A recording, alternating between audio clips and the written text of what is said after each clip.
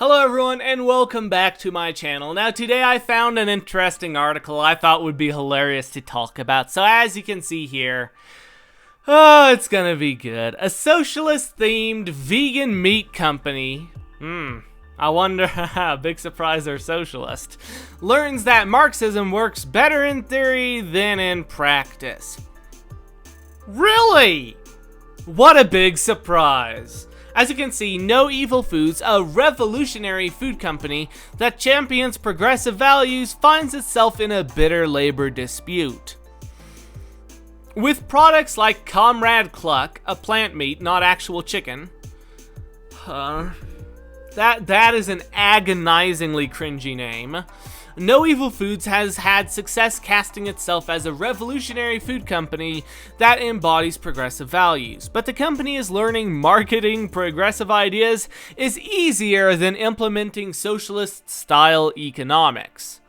And this is as we've seen time and time again. Socialist ideas just don't hold up in the real world. They never have, and they most likely never will. As you can see, for months, company leaders have been resisting a unionization effort by workers at their Weaverville, North Carolina plant. I sincerely believe that right now a union would be a terrible thing for you and for No Evil Foods. The friend of Sully from Monsters Incorporated, the co-founder and CEO of No Evil Foods, told his employees earlier this year. You could get the same thing you currently have. You could get less than you currently have. I don't think you need a union voice here. His words apparently had an impact. The unionization effort at NEF, a vegan foods brand whose foods can be found in more than 5,500 retail stores, lost. On February 13th, employees voted against unionizing, but the battle was not over. Two of the union organizers were later fired, allegedly for violating social distancing and dress policies. Now, No Evil Food denied the firings were retaliatory, but workers disagreed, saying the company was not truly progressive. They're pretending they're allies of leftist causes, John Reynolds, an ex-employee of No Evil Foods who was one of the fired workers, told a magazine. Now, this is the thing. It just doesn't work. I don't get how anyone who can run a successful business can at the same time think that progressive and socialist and Marxist policies are going to help their business grow, because they're not. They're not going to help the business, and they're not going to help the worker. It's possible NEF employees are right, and the revolutionary themes are simply a marketing ploy intended to attract progressive customers. On the other hand, another scenario is possible. Sully's friend and fellow No Evil Foods co-founder Sarah Schlamber are deeply progressive but also self-interested humans trying to make a business succeed, as any normal human being would do. And this is why any so-called socialist businessman, any successful entrepreneur who claims to be a socialist is a liar. Okay? You cannot uphold socialist policies while at the same time running a socialist business. Now, I'm not saying they're not truly socialist, but I'm saying they aren't operating as such. For all I know, they could be the most progressive socialist people ever.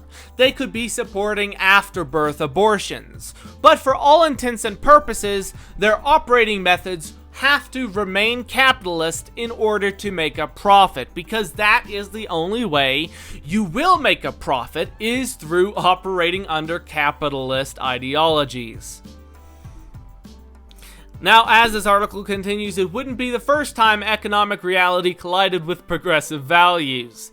Last year, Vox Media, best media company out there, was forced to cut 200 bloggers at SB Nation after California passed Assembly Bill 5, legislation that forced numerous industries to change the status of workers from freelancers to actual employees. Now, as we can see, any interference by governments or unions using government control into the market will result in a negative effect on the market as a whole. Let's say a workers' union requests a certain amount of payment Let's say instead of $10 an hour, they want $12, and the government backs them up and says, yeah, we'll force that company to give you $12 an hour instead of 10.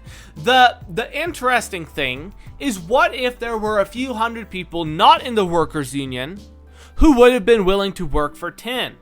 Now those people are deprived. It's essentially trying to reduce competition in the market, and it always has and always will have a disastrous effect. As you can see here, some astute observers pointed out that the firings came just a few months after Vox, a progressive media brand, had championed AB5 as a victory for workers everywhere. And as you can see here, this person tweets, "I kinda hate this meme, but this is too perfect." Vox posts an article. "Gig workers win in California is a victory for workers everywhere. Millions of people have been working without basic labor protections." And then a few months later, CNBC says, "Vox Media to cut hundreds of freelance jobs ahead of changes in California gig economy laws." Whoa! Who would have seen that coming?